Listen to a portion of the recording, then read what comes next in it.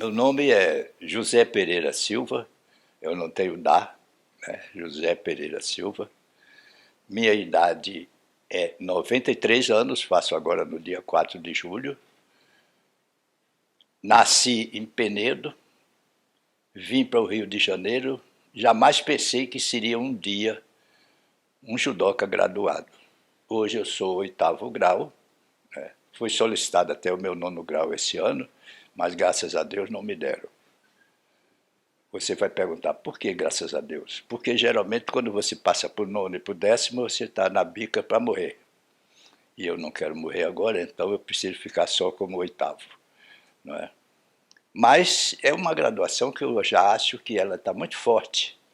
A graduação de oitavo grau, dos velhos tempos em que eu comecei a fazer judô, era muito difícil encontrar um mestre com oitavo grau. Era muito difícil.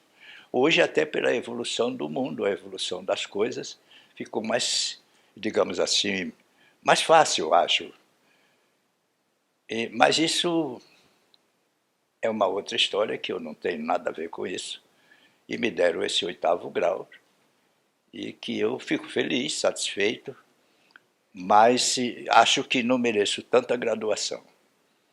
Conhecer o judô, conheço um pouco, porque estou fazendo esse ano 70 anos de judô. 70 anos que comecei velho, porque quando eu comecei eu já tinha 22 anos.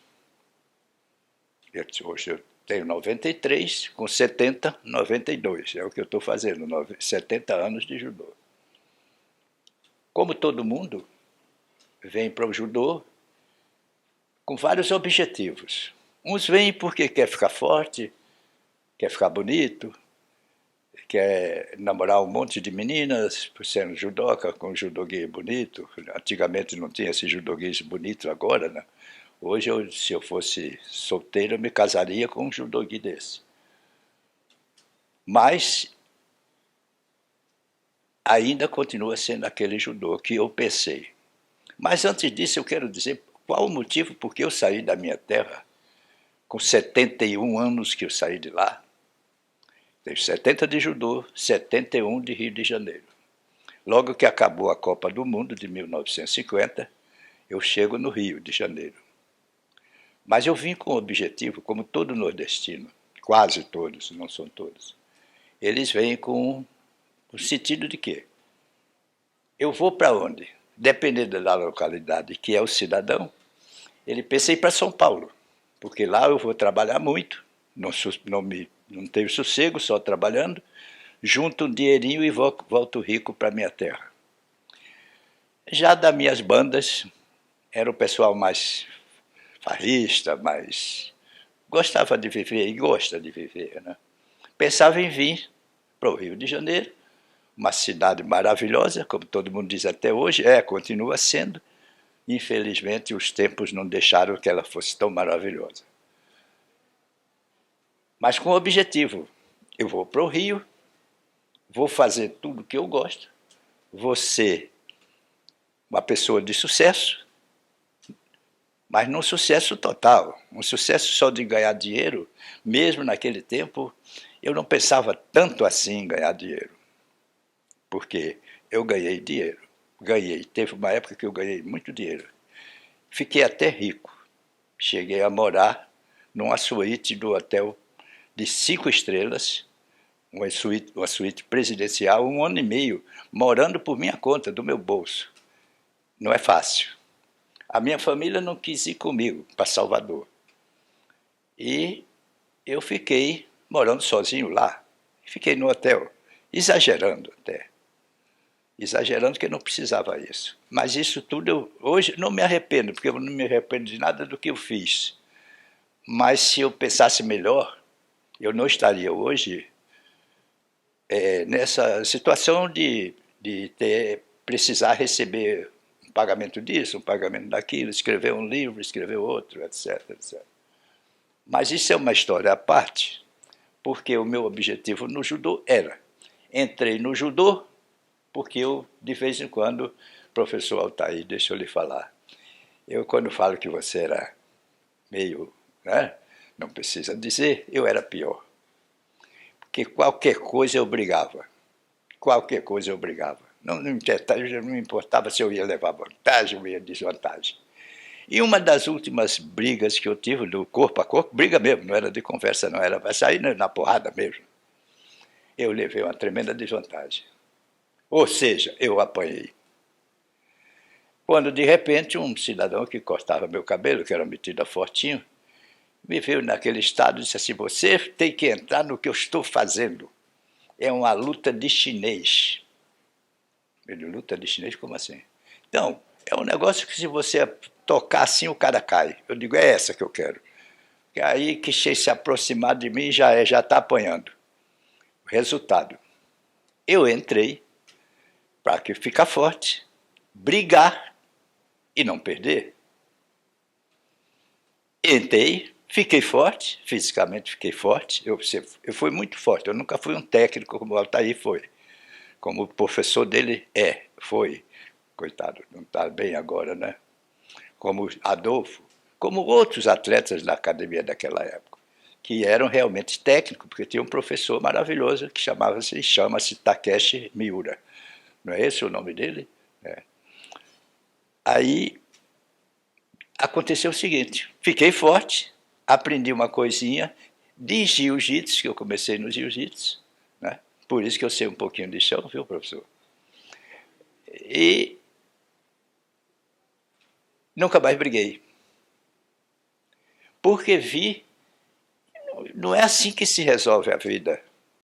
Um homem, Deus deu o dom da palavra para que ele, argumentando, não precisa brigar fisicamente, ou até mesmo de palavras. Não é? Às vezes o silêncio é muito mais forte do que um monte de palavras. Tudo isso eu aprendi com o decorrer do tempo. Mas aí o meu objetivo, aí quando parou isso, eu vi que eu não ia brigar com ninguém, porque eu não deixavam brigarem comigo. Eu só brigava, só brigam dois quando os dois querem, quando um não quer, não briga. Então deixou, não existiu mais briga.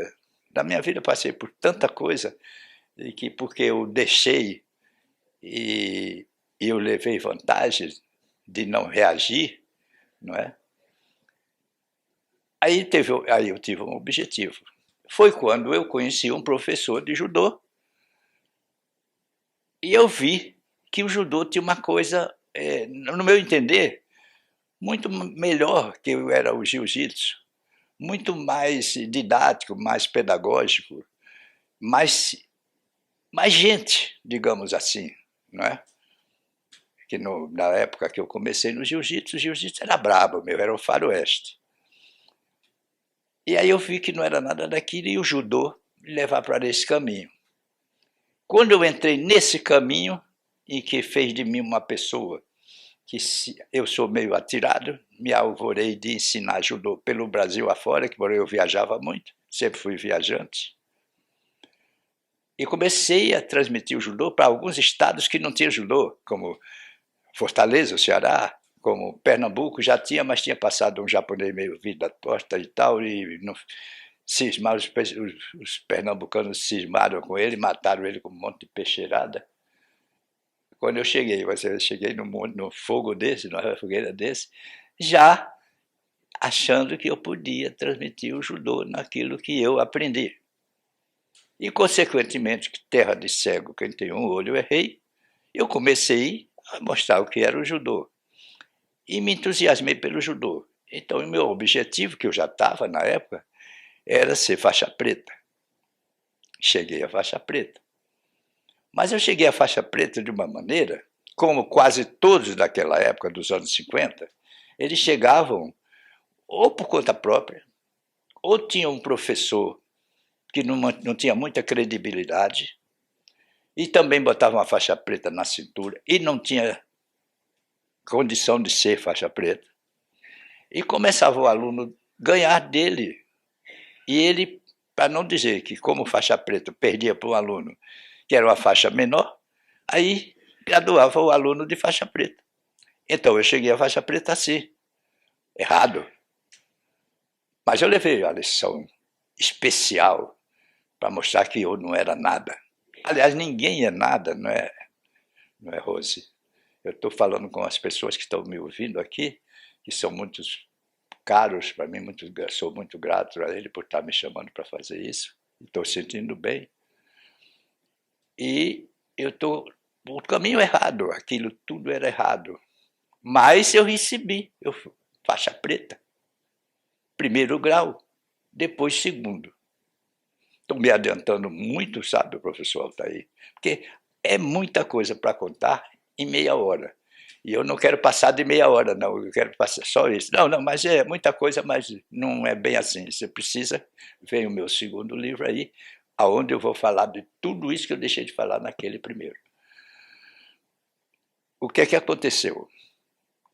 Eu verifiquei depois que fui para Salvador. Antes disso, eu passei por vários lugares, que tive em Brasília, eu tive no Espírito Santo, eu tive em Fortaleza mesmo que eu morei em Pernambuco, em Recife. Eu cigano, quando já casado, levando todos os meus filhos e tal. E de repente me vi obrigado a expandir mais a minha vida. E de repente eu estou em Salvador e comecei a fazer aquilo que eu fiz em Recife, que eu fiz em Fortaleza. E comecei a passar aquilo que eu aprendi. Mas não aquilo que eu tinha no grau, na minha faixa, que eu era Nidan. Um belo dia, um cidadão que ensinava judô em Salvador, chamava-se Yoshida. Você deve ter conhecido Yoshida. Yoshida, você é mais novo que eu, mas não é tão novinho assim, não, viu? Ele é bem mais novo que eu. Esse cidadão era realmente um craque de judô, mas sofreu um acidente sério de automóvel e teve uma sequela muito forte na cervical. Aí ficou quase que tetraplégico, mas ficou paraplégico. A mulher dele sabia fazer shiatsu, sabia fazer acupuntura e tal, conseguiu recuperar ele. Mas ele nunca mais foi o mesmo, porque ele não tinha movimento de virar a cabeça para um lado e para o outro, como eu estou virando aqui, né? E, consequentemente, não podia mais ensinar judô. Começaram a dizer, precisamos de um professor de judô aqui. Professor, o senhor... Não, eu não sou professor, não. Porque eu vi que lá o ambiente todo mundo treinado por Yoshida, sabe como é que é, né? Não vou ensinar judô aqui, não. Mas os caras começaram a dizer que eu era bom de judô, que eu era bom de judô. Chegou uma hora que eu acreditei que eu era bom de judô. Aí é que está a desgraça do professor Pereira. Eu acreditei que eu era bom. Eu assambarquei para mim aquele bom de judô. Fernando Pereira de Jesus está no Pará, que hoje é o 7º grau, sei lá quantos graus ele é. Foi meu aluno, e muitos outros. Aloysio Short, né? O Aloysio Short não foi meu aluno, mas treinou na academia que eu treinei. Treinou comigo. Ele e o Serrinha, que é campeão mundial dos velhinhos. Eu perguntei a ele, você está batendo em todo mundo, Serrinha? Eu ouvi dizer que você está massacrando os velhos. E que ele ensinou isso? Foi o senhor que ensinou. Eu não faço isso não. Que ele está massacrando os velhinhos. Então, eles diziam que eu era bom. E eu, como disse, assimilei para mim que eu era bom. Um belo dia, aí disseram, não, então vamos buscar um professor para ensinar aqui. Aí foram chamar um professor de judô, um praticante de judô, para dar judô em Salvador. Fernando Pereira de Jesus, que era muito meu, digamos assim, eu não sei que expressão vou usar, é muito meu amigo e me enaltecia, né? Vamos dizer assim. O professor chegou aí, o homem, para ensinar o judô, vamos lá treinar com ele? Eu disse, vamos, mas como sempre, fui precavido, eu digo, vou só, não vou com ninguém, porque se o que acontecer, só sabe eu, ele e Deus, não é? Aí fui. Naquele tempo eu tinha uma namorada, para variar, Sempre tive uma namorada na minha vida, nunca tive namorado. Agora não tem uns namorados aí, não tem cara que casou com o outro, que me assusta às vezes até.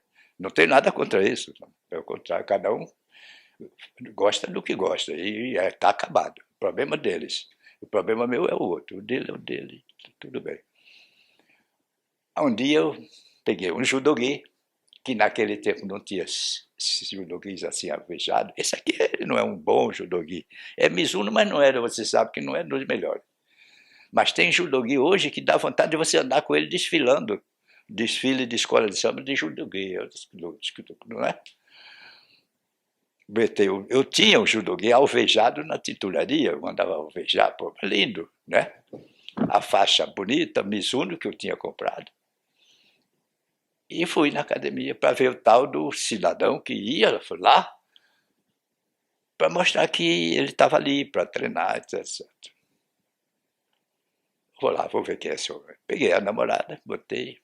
Na época eu tinha um carrão que era o carro mais bonito do Brasil, caríssimo, e eu comprei, foi quando eu cheguei a ganhar um dinheirinho, aquele sonho meu de criança que vir para o Rio e tal. Aí eu já tinha 42 anos para 43. Aí fui com a namorada para ela ver o namorado dela, treinando judô com o expoente do judô.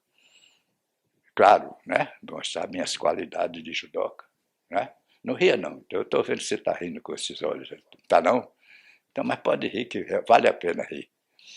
Como aquele negócio, vale a pena ver de novo. Então, cheguei lá, o cidadão estava lá, mais baixo do que eu. A única coisa maior do que eu que ele tinha era a cabeça, com o cabeção assim, parecia, como diz no nordestino, parecia um girimum. Quando eu troca de roupa ali no banheiro, um banheirinho apertado, academia em Salvador, chamava lá na época a Associação de Judô da Bahia, que era de um tenente Emetério. Ele vai lá, aí me chamou o secretário dele, me ensinou lá, eu troquei de roupa, vesti, vim amarrando o judogi cheio de estilo. Eu andava inteirão assim, né? Agora ainda estou aqui, ainda estou assim, imagina quando eu era mais novo. Entrei no dojo, ele veio, fizemos o cumprimento usual do judoca.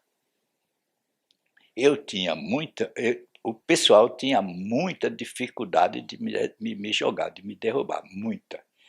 Quando jogava. Eu podia não jogar ninguém, agora sabe como é? Botava assim atrás da posta e não ia. Que não é judô isso. Claro que não é judô isso. Mas era judô, né? E ficava assim, o cara querendo me derrubar, não derrubava, eu também não derrubava ele, eu pegava aquilo, então eu continuava bom. Nesse dia, quando o cidadão fez o cumprimento, que eu fiz assim para pegar no judogi dele, quando eu fiz assim, caí. Caí. Hoje eu sei que eu caí de Deshibaraya, mas só que na hora eu não sei. Eu falei, pô, o que houve? Saiu o tatame debaixo de mim, o que foi que houve? Aí eu voltei irritado. Parti para cima, caí de novo. Me levantei mais irritado e caí de novo. Para encurtar a conversa, ele fez o Gokyo completo em mim. E quando eu consegui pegar na gola do judokai dele, já não me interessava mais. Porque eu não sabia onde era o teto nem onde era o chão, de tanto cair. Eu tinha um preparo físico de cavalo. Eu corria 12 quilômetros toda manhã na Fonte Nova. Eu fazia supino com 110 quilos, por isso que eu estou todo meio trancado a musculatura, né? Que eu estou fazendo fisioterapia para isso. E o fôlego tinha ido, não tinha coronavírus, mas o pulmão já tinha entregado os pontos. Foi preciso pedir a ele para parar, porque senão eu ia ter um infarto e eu ia morrer. Procurando, sabe como é que é, né? Você deve já ter passado com aquele velhinho baixinho também de lá. Todos nós já passamos um dia por um mestre que castigou a gente, né? E esse que me castigou nesse primeiro dia que ele me viu. E eu pedi para parar. Nem falei porque não dava para falar. A moça está vendo. Ele, o judogi dele não saiu nem da faixa. Você não saiu daqui. Assim como eu estou, pronto. Ele passou por mim e deu checkmate. Você está podre. No sentido físico, né? Deu uma martelada final na cabeça. Você está podre. Meu Deus. Aí onde é que muda a roupa? Onde é que eu quero ir embora? E vim-me embora. Aí peguei aquele carrão que eu tinha, maravilhoso, desci a ladeira da Barra. Vocês conhecem Salvador, não? Sabe a ladeira da Barra? Porque lá embaixo tinha um point que o pessoal tomava um chopinho e tal, a moçada metida a forte, queimada na praia, eu também era. Eu tinha 42 de braço, 43. Eu disse, vou afogar minhas mágoas lá eu não me lembro como era o nome do point, era um point não sei das quantas. Descendo, coitada da moça, já até morreu. Disse assim, você não disse que sabia judô? Eu falei, cala a boca, fiquei grosso, né? Eu estava irritado. E aquilo não saía da minha cabeça, meu Deus, quem foi que disse que eu sou faixa preta? Muito menos que eu sou bom. Eu perguntava eu questionava a mim, que eu exijo muito de mim mesmo, né? Eu hoje estava irritado, querendo chegar aqui na hora que marquei, porque em matéria de horário eu sou pontual, e não estava chegando. Mas graças ao trânsito, né, agora estão protestando tudo. Resultado, eu fiquei num estado que não dormi um mês direito, eu não dormia. Eu ia dormir, quando eu fechava os olhos, o cidadão aqui na minha frente. Era fechar os olhos, olha o homem aqui. Eu disse, eu não vou mais treinar judô. Eu disse, não vou mais treinar judô. Me enganaram. Mas aí, um dia, refletindo melhor, não, que é isso? Você vai treinar judô. Agora sim, para você aprender judô, coisa que eu não aprendi até hoje, mas melhorei. Voltei na academia dele, assim meio triste, o cachorro que achou o dono, né? Eu disse, como é que ele? Pô, desapareceu, depois eu desapareci, mas estou aqui. Pode enfiar a porrada, vamos nós. E ele enfiou a porrada, porque eu passei com ele treinando 8 anos. Ficou meu amigo. Pelo menos mais de uns 2 anos e pouco ele me deu porrada. Depois começou a ficar diferente porque eu sentia onde era que tinha o meu defeito. O dele não tinha defeito, como ele era bom. E você deve ter conhecido ele, Ryofei Shozawa, que tenho muita saudade dele.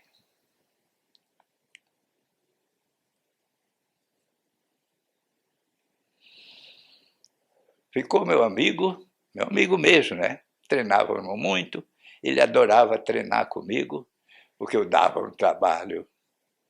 Quando eu segurava no judo dele, que ele ficava muito cheio de coisa para fazer aquelas firulas para fazer a shiguruma, assim, não vai não. Você não entra assim que não vai. E não ia mesmo. Eu trancava a mão aqui, segurava aqui. Eu segurei uma vez tão forte na gola do judogi dele, que ele ficou com o peito roxo. Eu, né, segurava, eu tinha uma pegada de alicate, mas não conseguia derrubar o homem de jeito nenhum. Ele só tinha um pouquinho de receio de ir comigo para o chão. Que por isso mesmo, no chão, tem a história mais interessante para lhe dizer. Ele me recomendou para um cidadão chamado Takeshi Miura. Você conhece bem ele, não é? Procura o Miura que você vai gostar. Eu disse, tudo bem. Quando eu cheguei, o Miura já não tinha as comunicações que tem hoje. Mas, não, já estou esperando aqui, o nosso mestre já me já fiquei desconfiado. Nosso mestre aí, eu digo, sei não. Nessa altura do campeonato eu já tinha 50 e tantos anos, já não tinha mais 42 nem 43. Mas muito forte eu estava. Quando eu cheguei em Brasília, a primeira coisa que eu procurava quando chegava em qualquer lugar era procurar onde tinha uma academia. Porque eu já ia com o kimono debaixo do braço. E para treinar, não é para treinar. E fiquei 2, você não se lembra porque você era muito garoto e nem deu bola para mim. Aí eu fiquei indo lá, fazia ginástica e tal, etc.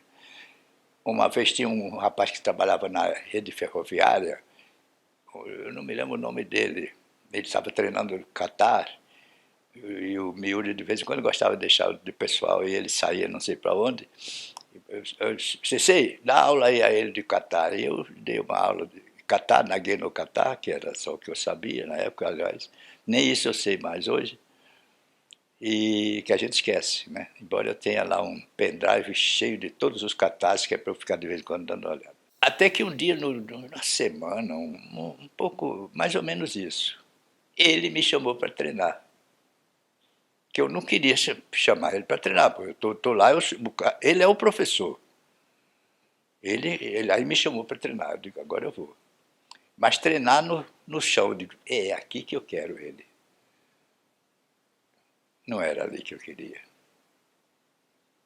Não era ali, você sabe como é que ele era no chão. Pô, Zé Mário Tranquillini, os filhos do Alexandre Abreu, era todo mundo ficava batendo de graça no chão com ele. O Eliseu, que era medroso, babu, né? Aquele mulatão, né? Eliseu era medroso, você se lembra do Eliseu? Eu nunca vi Eliseu. Eliseu, você desse tamanho, não era, porra. Você não pode perder para esse cara. Peso leve, Eliseu. O que é que tem? O que é que está com você? Eu não sei, professor, quando eu chego na hora assim, aí, era só dizer, ele estava treinando, disse assim, é competição, ele aí, pô, perdia. Você sabe dele que ele é assim, né? Era Eliseu. E eu não esqueço o nome de nenhum deles. Né? Não estou falando mal não, que se ele estivesse aqui eu diria isso para ele, que ele era assim mesmo. Não sei como ele é hoje. Aí foi com o cidadão e ele me chamou para o chão e fez aquela meiazinha, guardazinha dele assim, com aquela perninha desse tamanho por dentro. Digo, essa perna aqui, quando eu meti a mão na perna, eu bati. Quando eu meti a mão na perna para juntar ele, o que eu ia fazer dele um bolinho de aipim, aí pegou aqui, sabe aquele que faz que você dá vontade de morrer? E aí, meu Deus, eu digo, cara, que é isso? Aí não ficamos nós dois. Nem eu saía dentro da guarda dele, nem ele meu, botava, ficou. Não deu em nada. Foi a única vez que eu treinei com o Miúdo, acredita? Ele hoje fica dizendo assim, fala para ele vir aqui que eu quero pegar no pescoço dele. Nunca ouvi isso. Ele pegou meu braço. Aí pegou só uma vez, não pegou mais porque eu não deixei. Como aconteceu a mesma coisa com o Shiozawa. Nós tínhamos um treino ao sábado, todos os faixas pretas, e ele fazia questão de treinar comigo, porque ele treinava mais comigo do que com Oswaldo Simões, mais conhecido como Boneca. 160 quilos. Não é isso? E um dia ele, vamos lá, velhinho. E eu falei, isso já é o Shiozawa. Miúda nunca mais a gente ficamos, eu treinava e saía dali para comer franguinho, aqueles galetinhos, aqueles troços. Miúda é metida a cozinheiro, metida é uma porção de coisa. Miúda é um Jigoro Kano reencarnado, não é? Aqueles quadros dele, aquele negócio. Miúda é maravilhoso. Ficou meu amigo também, os dois, ele, o que me deu a surra e o que pegou meu braço. Ficaram meus amigos, meu. Aí, vamos lá, velhinho, disse o Shiozawa. Vamos lá. E quando eu peguei no judogi dele, que a gente deixava para ajeitar, para fazer as pegadas, não ficava brigando por pegada, que nem se tinha muito briga de pegada. Não tinha, pegava mesmo, né? Não tinha negócio de ficar arrancando assim, né? Quando ele deixou pegar no kimono dele, ele andou errado. Ele era canhoto, né? Ele andou errado, tudo. Aquelas coisas, fez pouco caso, né? Quando eu peguei que fiz assim, ele pá! Aí eu arranquei, não quis mais ir para o chão, disse, pô, vou tomar o banho. Estava começando o treino, né? Vou tomar meu banho e vou embora. Eu disse, não, vamos treinar, do que treinar? Treinar o quê? Não foi, pô, isso aí? Eu fui, mas então acabou. Até logo. Ele ficou por conta comigo. Não adianta vir atrás de mim, porque na mão grande você não me leva, não. Você leva no judô, na mão grande não leva, não. Fica aí, que é o melhor que você faz. Bom, você é chato, eu digo que sou. Então, assim, porque ele se descuidou. Nunca consegui. Lutei com ele 3 ou 4 vezes, no absoluto, porque ele era mais leve que eu. E quando dizia assim, José Pereira Silva, aí eu, eu vou daqui, ele vai de lá. Final, Leofei Chosal e José Pereira Silva. Não pode ser, poxa, assim não dá. Eu já sabia que eu não ia ganhar mesmo, mas não é porque eu era pessimista, não é porque não ia ganhar. Você conheceu ele. Muita técnica. Até hoje eu não vi um judoca com a técnica de Shozawa. Até hoje. Com todos esses meninos que estão aí, bons como Rogério Sampaio, Thiago Camilo, e outros expoentes que se tornaram João Derli. Aí então alcancei o que eu queria, que era ser faixa preta. Mas vieram outras questões no meio desse caminho, porque com 70 anos de judô, realmente, se eu seguisse, se fosse recebendo as graduações que muitos outros já receberam, eu era para ser agora nono grau. Eu não fui, porque disseram que a ficha agora tem que autorizar, etc, etc. Eu já era para ser esse grau assim. Eu acho que eu não mereço nem esse que eu tenho, o oitavo. Foi isso o meu objetivo, ser faixa preta e, consequentemente, até transmitir para outras pessoas o judô que eu botei na minha cabeça e é até hoje um esporte realmente educativo, um esporte que faz com que o homem fique mais consciente da a missão que ele tem como homem na Terra. Isso é verdade, muito verdade. Então eu já estava feliz, satisfeito assim. Mas sempre ficou a frustração. Eu nunca fui campeão pan-americano, sul-americano, mundial, então nem se fala, Olimpíada, até porque passei de idade, tudo a idade não deixou eu chegar lá, e se deixasse eu não seria, porque já tinha gente mais forte, melhor, etc, etc. Não me deixou frustrado, mas me deixou com esse vazio, não é? Aí veio a história de eu disse assim, árbitro eu posso ser, entendeu, professor? Árbitro eu posso ser. E aí, em 1970, exatamente nos anos 70, e no começo de 70, 71, eu já arbitrava competiçõezinhas aqui no Rio e tal. Esse aqui eu primeiro passei aqui, depois tive no Ceará, depois eu tive primeiro em Pernambuco, depois no Ceará, depois voltei, tive no Espírito Santo. Eu até misturo essas datas, que aí eu não me lembro direito. Para depois eu então ir para Salvador, que foi a minha última viagem saindo do Rio. Eu nunca saí do Rio, porque a família não queria sair, minha mulher não queria sair. Ela achava que o norte e nordeste só tinha índio e cobra. Então tá bom, então não vai. E eu, como irresponsável, é melhor que eu vou sozinho, pronto, até logo. Resultado, eu disse assim, sabe de uma coisa? Eu vou ser árbitro. E eu vou ser um árbitro de elite, um árbitro de ponta. Não sei se o melhor, mas o de ponta. E aí comecei a levar a sério a arbitragem, passando por diversas fases na arbitragem, passando por diversos obstáculos, aí obstáculos políticos, de não querer que eu fosse aquilo que eu estava sendo, de botar esse cara de lado, quando de repente começaram a me dar o gabarito de um cara que eu também não achava que ainda não era a hora. Perdi alguns amigos até pela minha rigidez de cumprimento de horário, de maneira de se vestir, a condição cênica do homem, do árbitro. O árbitro de judô tem um cara que tem que ser elegante, saber se vestir. Não precisa ser caro. Você, para se vestir bem, não precisa comprar no Armani, nem outros. Né? Antigamente era Pierre Cardin. Embora eu tivesse me vestido quase que assim, numa época no Rio, porque eu tinha dinheiro, aí comprava tropical inglês, comprava linho S120 para fazer roupa, era só e eu tinha um alfaiate que era meu amigo, que só fazia roupas para gente fina. Por exemplo, conhecido assim na época, senadores, e deputados, e prefeitos e tal. E eu estou ali, na boca, e me vestia assim, né? Como se eu também fosse um desses. Eu não era. Então eu achava que o cara que ia fazer, arbitrar uma competição, ele teria que se apresentar elegante, bonito, né? Um cenário bonito, para que era o público todo estava voltado olhando para ele, que ainda hoje olha. Nem que seja para chamar de ladrão, mas olha, não é?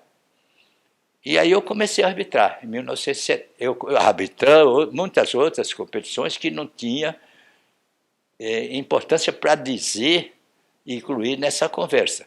Mas teve importância para mim aprender a arbitrar. Muita importância. Porque aí eu arbitrava como o cara que arbitra na várzea, o futebol. Né? Tem que arbitrar na várzea, na praia, para depois voltar e vir para um futebol de Série C, Série B, Série A, etc.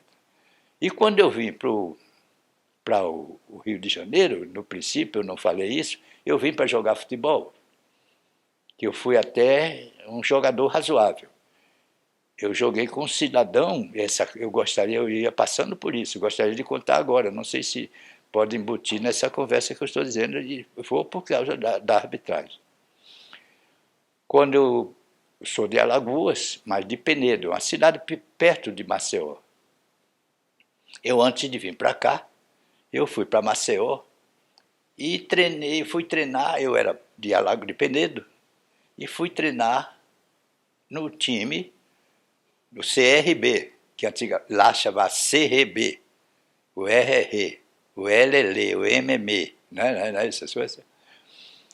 E tinha um cidadão treinando lá e me viu. E eu disse, eu estou indo para o Rio para a semana e tal. Ele disse assim, olha, quando você for para o Rio, você me procure que eu estou indo para o Flamengo. Foi um dos maiores jogadores que o Flamengo já teve. O Zico disse que toda hora disse que se espelhou nele para treinar. O Zico. E foi mesmo. Tanto é que a posição dele na seleção brasileira, que jogou na seleção brasileira, foi a posição que um cidadão com 17 anos, que ninguém conhece ele, tomou o lugar dele. Tomou não, ele se machucou seriamente, não pôde mais jogar, e o reserva dele entrou.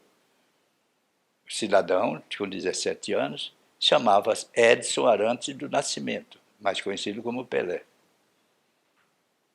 E esse cidadão do Flamengo, que ele chegando aqui no Rio nunca me viu mais gordo, nunca não adiantou ir no Flamengo, que não adiantou nada, não serviu para nada, eu fiquei treinando no Bangu, no Olaria, esses times ali um pouco mais desprotegido da sorte. Treinava, assim, pô, você tem que ir, levar, não levava, um monte de promessa, não levava. Comecei a conhecer a vida noturna do Rio de Janeiro, aí desvirtuou um pouco a minha carreira artística. E o resultado? O futebol também. Mas eu era para ter jogado no Flamengo. O Flamengo nunca me viu mais gordo. Tem uma história muito triste a respeito desse rapaz que você conhece. Eu gosto de futebol, tá aí. Esse cidadão chamava-se Edivaldo Santa Rosa, mais conhecido como Dida. Foi o centroavante do Flamengo. Hoje não devia ter aquele Rei Pelé, o estádio em Alagoas, devia ter Edivaldo Santa Rosa, e não Rei Pelé. Ele tem uma estatuazinha de bronze lá no ginásio, mas pequenininha, nem aparece. E a última vez que eu o vi, a Patrícia Amorim era presidente do Flamengo, eu fiz muita amizade com ela, eu já influenciado lá dentro, por causa do judô, por causa da arbitragem. Né? É quando eu olhei um cidadão varrendo lá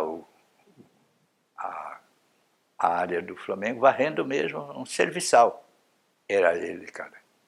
Um belo dia, em 2003, no Campeonato Mundial, Eu estou lá para ficar junto dos árbitros vigiais que estavam fazendo esse seminário com o Juan Carlos Barcos, Schneider, Pepe Rose e os cobrões da FIGE, quando o Carlos Barcos chegou perto de mim e disse assim: o senhor tem quantos anos?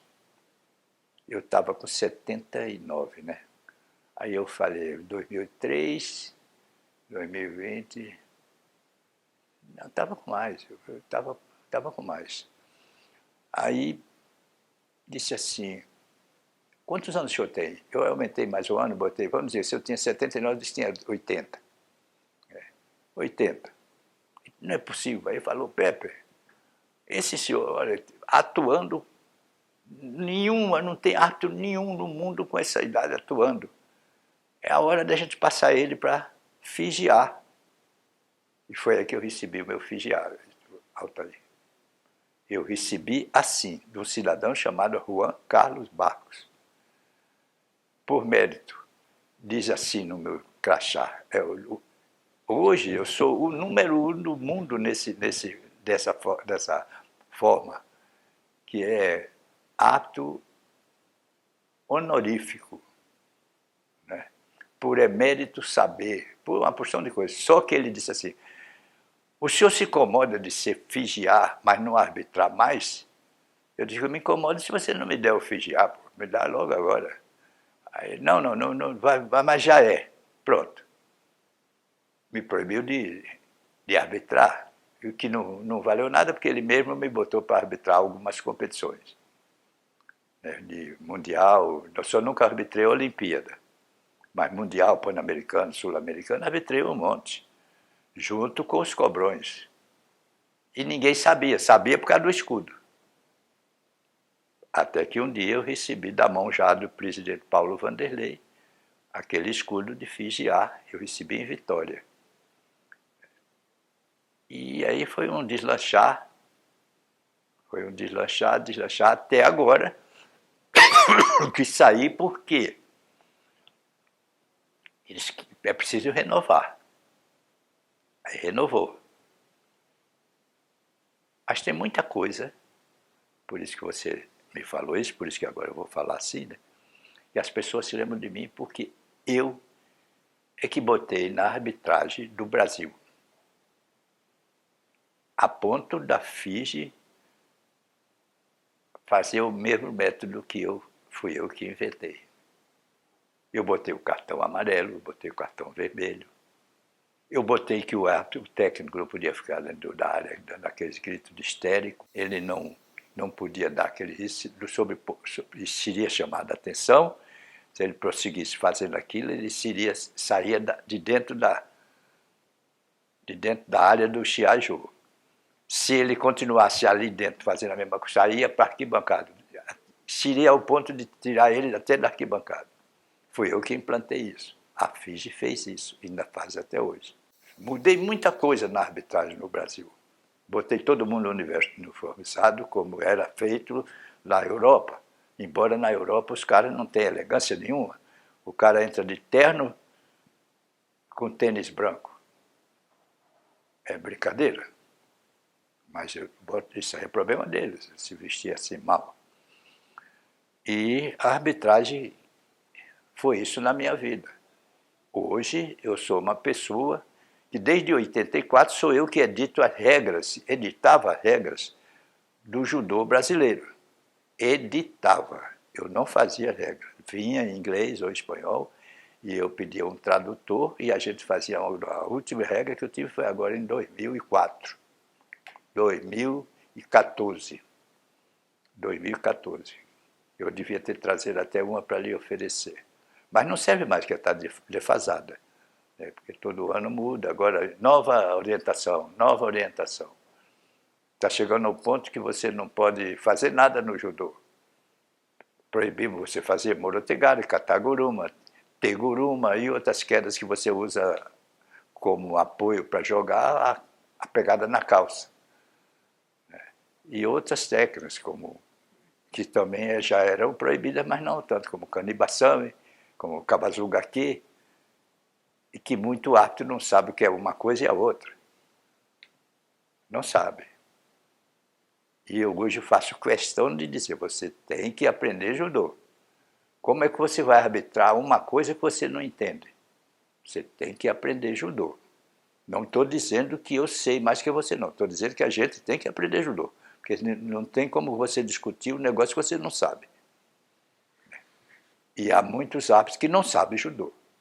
Eles me desculpem, não quiseram aprender, é problema deles. Mas não sabem judô. Quem conhece o judô deveria respeitar mais uma pessoa que usa uma faixa dessa. O que não está havendo atualmente. Isso significa uma das maiores honras que um homem pode receber, não só no esporte, como na vida dele. Isso aqui significa tudo na minha vida. O mundo se modernizou tanto que você hoje não tem mais aquele respeito que se tinha. Aquele cumprimento formal, aquilo tudo está acabando. Né? Poucos fazem isso porque fazem mesmo. Tem uns que fazem só para dizer que fez, mas que não é verdadeiro. Então ela significa para mim muita coisa no que se refere à moral, à ética, né? E a responsabilidade da vida de um homem que quer ser pautado por uma vida sem muitos desvios, entendeu? De conduta, desvio de conduta moral, de conduta, de todas as condutas, que essa que significa isso. Não estou vendo isso na atualidade, Altair. Não estou vendo. Não são todos, mas alguns não honram isso. Quando eu vejo o cara chegar com uma faixa dessa, no ombro, quando ele chega no dojo, mesmo que seja um treinamento de joga a faixa, primeiro, isso aqui não é uma faixa para você treinar. Isso é uma comenda. Isso é para ser usada numa festa, numa apresentação, numa coisa, numa filmagem, num negócio assim. Ela é uma faixa muito especial para o homem. Aqui diz, aquele homem que está com faixa vermelha e branco é um homem de moral ilibada. Não é um santo, mas é um homem correto nas atitudes, nas coisas que ele faz. Tem que ser. E eu não vejo isso. Atualmente não vejo isso. Poucos são assim. Não vou enumerar ninguém, não vou dizer ninguém, que seria da minha parte muito antiético fazer isso. Mas ninguém mais do que você sabe disso que eu estou dizendo. Que é uma verdade. Poucos usam essa faixa com o respeito que ela merece.